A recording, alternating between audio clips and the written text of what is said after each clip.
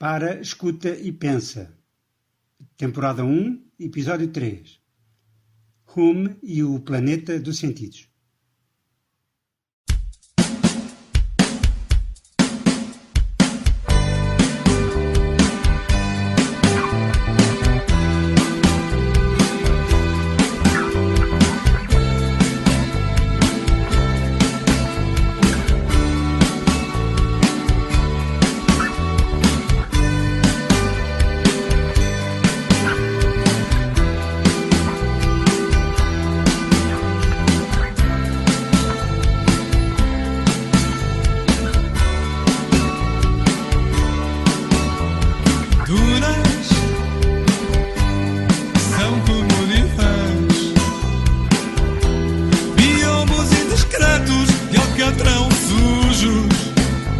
Rasgados por cantos e hortelãs, deitados nas dunas, alheios a tudo, olhos penetrantes, pensamentos lavados,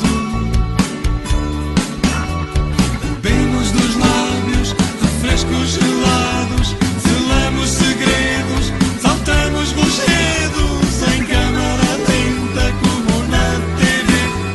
Palavras a mais da idade dos porquê. Olá, está tudo bem contigo, certo? Espero que sim. É tão agradável o cenário para o qual esta música nos transporta, não achas? Deitados nas dunas, alheios a tudo, que bom. Apenas olhar à nossa volta com olhos penetrantes. Saborear com os lábios os refrescos gelados. Saltando rochedos. Olha, parece que reencontramos o rochedo. Já no episódio anterior o rochedo teve um grande protagonismo, lembras-te? Mas este não é o Descartes, seguramente. Mas permite-nos um confronto inicial entre Descartes e David Hume. Como é que imaginamos Descartes? Imaginamos-no no rochedo solitário, desconfiado do que vê à sua volta. Mas olha, podes imaginar Hume deitado nas dunas, saboreando pelos sentidos o que vê e sente à sua volta. É que a existência do mundo é o ponto de chegada de Descartes. Para Hume é o ponto de partida. Bom, parece mesmo que mudamos de planeta. O habitat natural de Descartes é o mundo dos pensamentos, enquanto que o habitat natural de Hume é o planeta dos sentidos. É precisamente este planeta dos sentidos em que Hume vive que vamos visitar neste episódio. E podemos começar pelo esclarecimento do Wally filosófico do episódio anterior. Há um assunto em relação ao qual eu faço afirmações inconsistentes, ou seja, digo coisas que não batem certo uma com a outra. Quando refiro rapidamente a tipologia das ideias em Descartes, eu afirmo que para ele, e passo a citar, existem as ideias que criamos à nascença, que são as ideias inatas.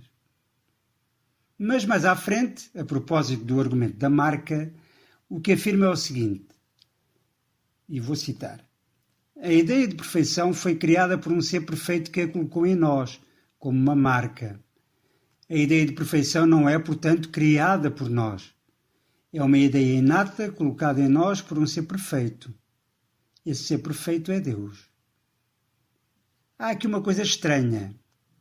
Digo que Descartes afirma que as ideias inatas foram criadas por nós e, ao mesmo tempo, que ele afirma que foram criadas por Deus. Naturalmente, por tudo aquilo que vimos de Descartes, o óleo filosófico está na afirmação de que fomos nós que criámos as ideias inatas. Ele nunca diria tal coisa. Desde logo porque se são inatas já existem em nós. Bom, muito menos termos a capacidade de as criar à nascença, quando somos bebés recém-nascidos. Mas principalmente porque assistimos ao esforço que no argumento da marca Descartes faz para convencer-nos, e ele próprio, talvez, para nos convencer, dizia, de que existe um Deus que colocou em nós como uma marca a ideia de perfeição.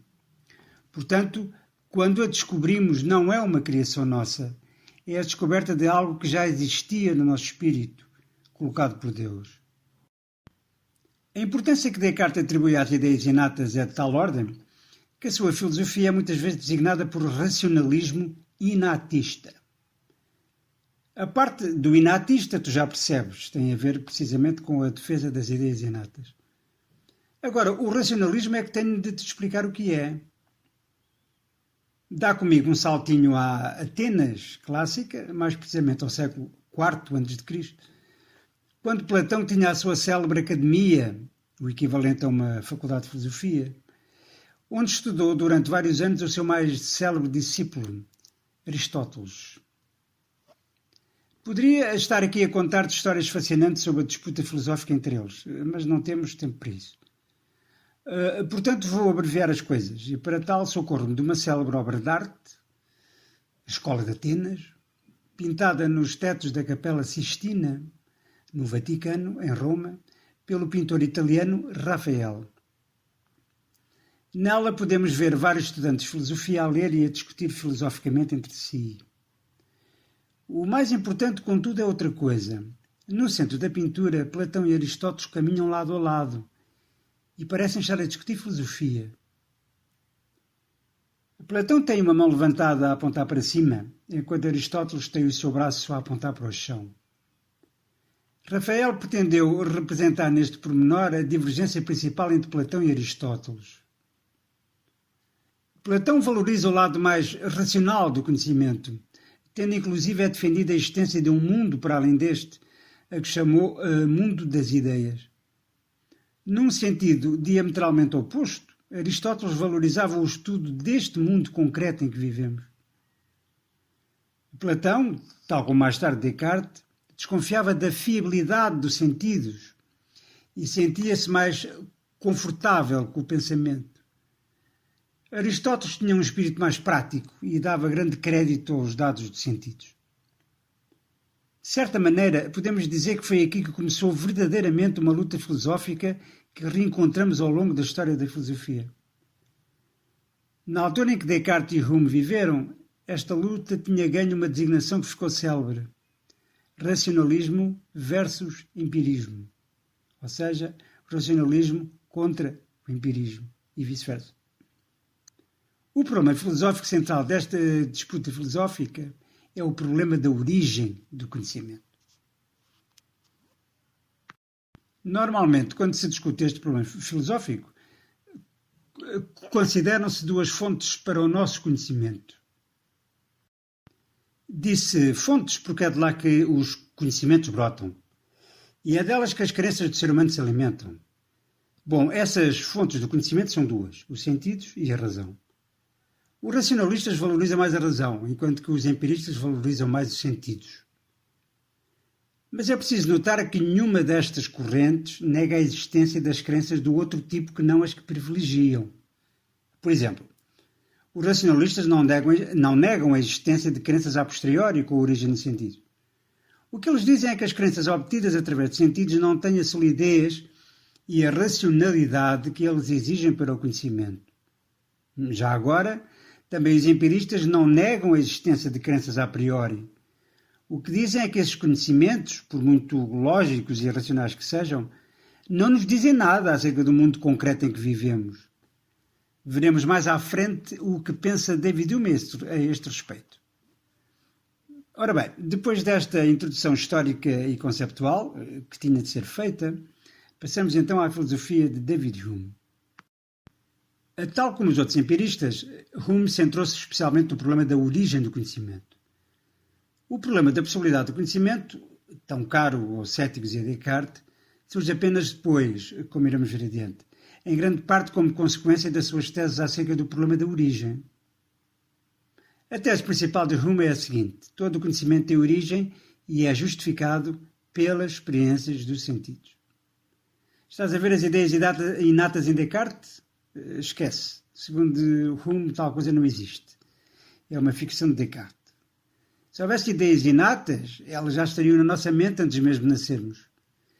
Mas isso não faz sentido algum, diz Hume, porque a nossa mente é à nascença como uma folha em branco ou uma tábua rasa, sem nada inscrito, para utilizar a célebre expressão de um outro empirista famoso, John Locke.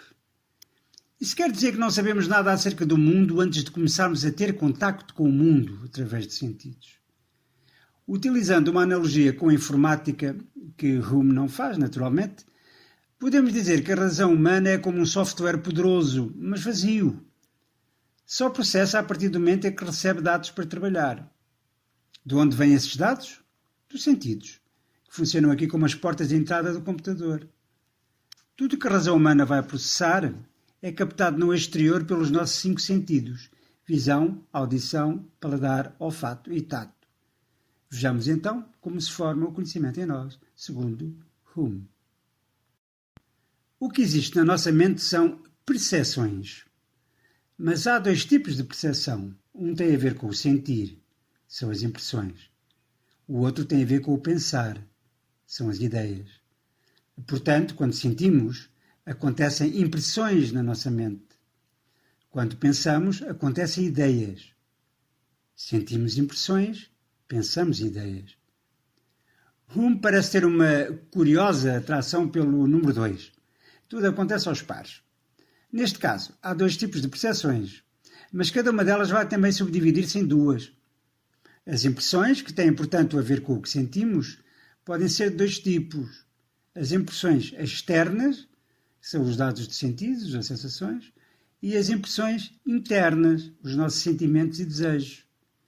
Também as ideias se subdividem em 2. As ideias simples, que são formadas pela memória, e as ideias complexas, que são formadas pela imaginação. Sim, eu sei que são muitas novas ideias e conceitos assim de uma vez, mas olha que não é nada complicado. Além disso, já iremos ver alguns exemplos concretos que ajudam a entender melhor tudo isto. Para já, há uma coisa muito importante que tem de ficar clara. Hume diz que há uma relação especial entre as impressões dos sentidos e as ideias do pensamento. E que relação é essa? Hume designa por princípio da cópia, que quer dizer o seguinte: as ideias são uma cópia das impressões. Cópia? Perguntas tu. Sim, cópia, respondo eu, já que Hume não está aqui para te responder. Pensa bem e diz-me, se tivesse um desenho original e uma sua cópia, qual deles surgiu em primeiro lugar? Claro, é óbvio que o original surge sempre antes da cópia. Agora outra pergunta. Qual deles, o original ou a cópia, tem mais intensidade e vivacidade?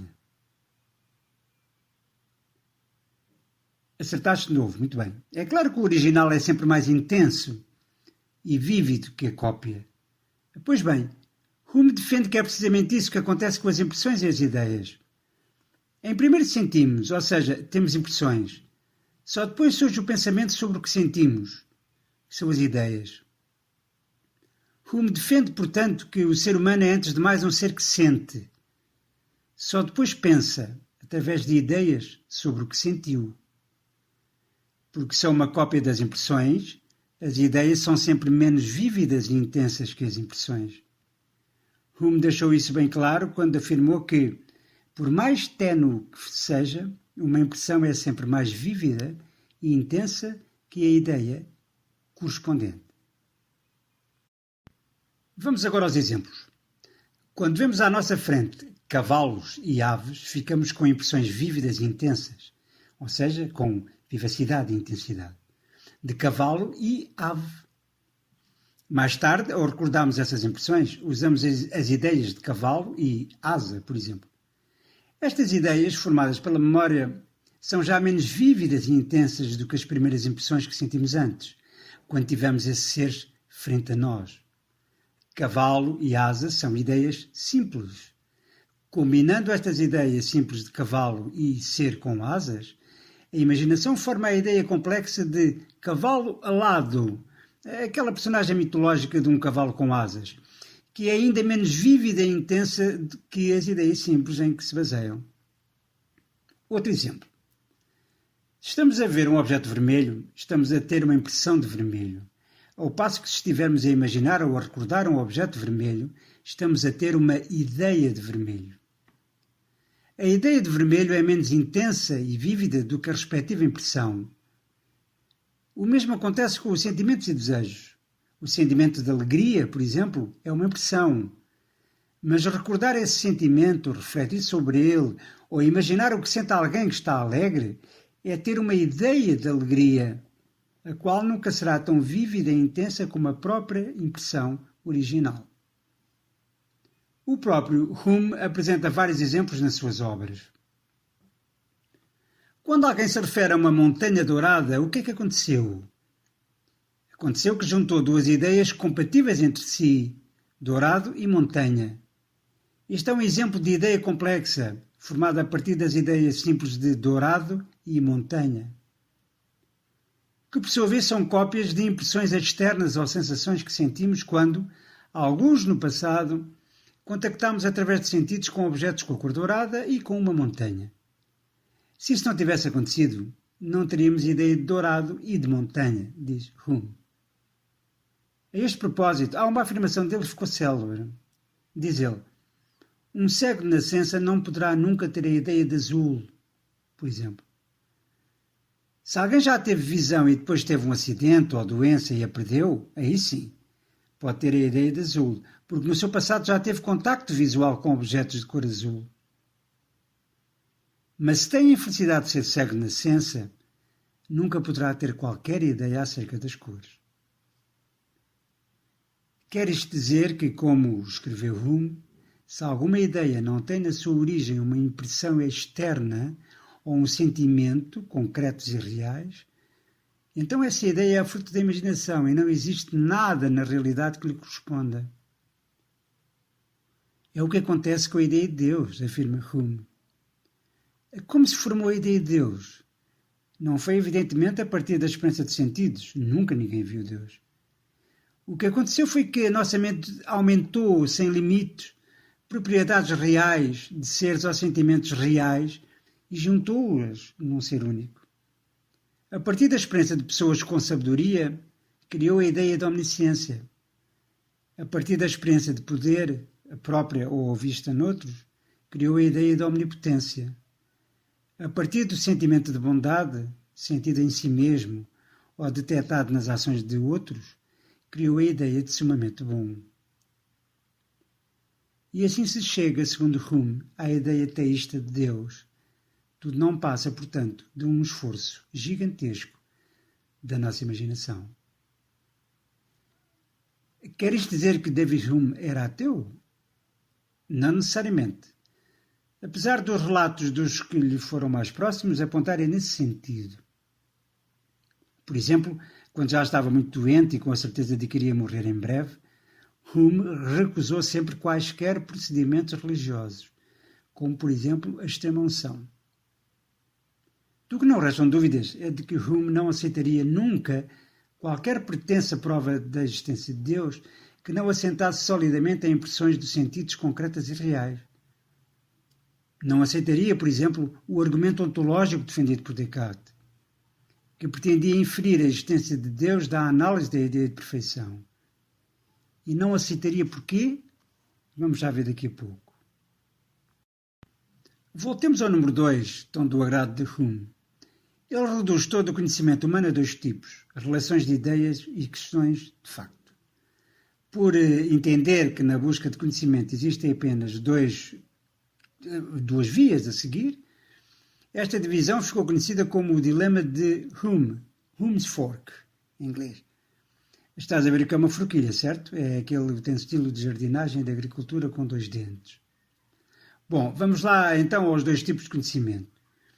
Comecemos pelas relações de ideias, o tipo de conhecimento que pode ser obtido mediante a análise do significado dos conceitos envolvidos numa proposição. Vou dar-te dois exemplos. O todo é maior do que a parte. Ou então este. Os solteiros não são casados. Vejamos este último.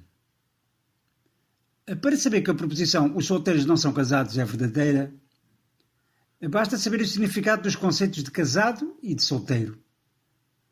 Ou, para dar um exemplo da matemática do próprio Hume, 3 vezes 5 é igual à metade de 30.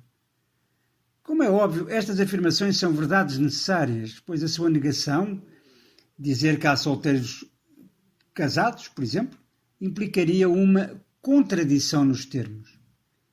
Este tipo de conhecimento é característico de áreas como a matemática, a geometria e a lógica. Repara numa coisa curiosa relativa às relações de ideias. Elas são verdadeiras independentemente da realidade. Por exemplo, mesmo que por uma espécie de catástrofe natural desaparecessem do planeta os morangos, a afirmação 3 morangos são mais do que 2 morangos seria a mesma verdadeira. Mais um exemplo. Os marcianos de cor verde não são amarelos. Para saber se a afirmação é verdadeira, precisas de saber se existem marcianos, seja lá isso o que for, e da cor que possam ter? Claro que não precisas. Analisas a proposição e concluís que ela é necessariamente verdadeira. Foste ver a realidade? Não, não foste. O que fizeste foi analisar os conceitos. Um último exemplo inventado mesmo agora. Imagina que eu afirmo: 5 zebrus são menos zebrus que 10 zebrus. Verdadeiro ou falso? Seria incompreensível que alguém, para responder à pergunta, tivesse de perguntar: ó setor, o que são os zebrus? Bom, se o fizesse era porque não estava atento.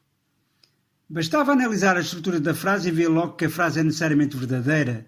Não precisamos de saber mais nada para responder. Entendido? Vamos então lá ver o que é isso das questões de facto, de que fala Hume.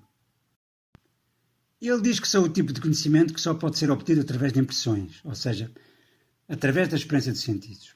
Aqui tens 3 exemplos.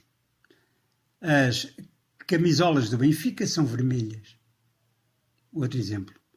A voz da Cristina Ferreira é estridente. Outro exemplo ainda. A neve é branca. O que é que existe de comum entre estas afirmações? É que todas elas tiveram a sua origem nos sentidos. Neste último caso, por exemplo, a neve é branca é uma questão de facto, pois para se saber que a neve é branca é preciso ter experiência da neve e da sua cor. Não existe nada nos conceitos de neve e de brancura que torne a proposição a neve não é branca uma contradição nos termos. Este tipo de conhecimento, as questões de facto, expressa verdades contingentes. O que é que isso significa? Significa que é o contrário de necessário. Ao contrário destas, são proposições que são verdadeiras, mas que poderiam não o ser. Por exemplo, a afirmação o morango maduro é vermelho é contingente. É verdadeira, mas poderia não o ser. Não há nada no conceito de morango que fizesse obrigatoriamente contraditória que fosse de outra cor. Não é logicamente impossível. Bastaria que o mundo fosse de outra maneira, neste aspecto em particular. Como se vê, as questões de facto são características das ciências da natureza que estudam o mundo real, como a física e a biologia, por exemplo. Em resumo, segundo Hume, as relações de ideias exprimem um conhecimento a priori, ou seja, a sua verdade pode ser justificada apenas pelo pensamento, sem recurso à experiência de sentido. E também necessário, porque é necessariamente verdadeiro e a sua negação implicaria uma contradição nos termos. No entanto, as relações de ideias não nos dizem nada acerca do mundo. Em contrapartida, as questões de facto exprimem um conhecimento a posteriori, apenas se obtém através da experiência de sentidos. E é contingente, ou seja, é verdadeiro, mas poderia ser falso. Mas fornecem-nos informação substancial sobre o mundo. Daqui decorre que, segundo Hume, nem todos os conhecimentos têm origem diretamente na experiência, nem são, portanto, justificados por ela. A prova disso é a existência de verdades a priori, as relações de ideias. O que não se pode fazer, adverte Hume, é pretender passar do domínio das relações de facto, ou melhor, do domínio das relações de ideias, que são necessariamente verdadeiras, mas não nos dizem nada sobre o mundo, a passar daí, dizia, para o domínio da existência real no mundo real. Ora, é precisamente o que faz Descartes no argumento ontológico. Analisa a ideia de perfeição e infere daí a existência de um ser real que lhe corresponda no mundo, na realidade. Ou seja, passa indevidamente do plano das relações de ideias para o plano das questões de facto. Era como concluir da análise da ideia de um Zebru perfeito que o Zebru tem de existir. Pode dizer-se que Descartes estava a ultrapassar os limites naturais da razão. Para Hume, há algumas operações lógicas que fazemos que ultrapassam os nossos limites naturais, precisamente porque estamos condenados, digamos, a apenas termos um conhecimento substancial, real, portanto, daquilo que nos é dado pelos sentidos. Isto quer dizer que há afirmações que damos como certas e que não temos como justificar convenientemente. Mas isto já tem a ver com um certo tipo de ceticismo que Hume defende, que é precisamente o tema central do próximo episódio. Mas tratamos disso amanhã, ok? Diverte.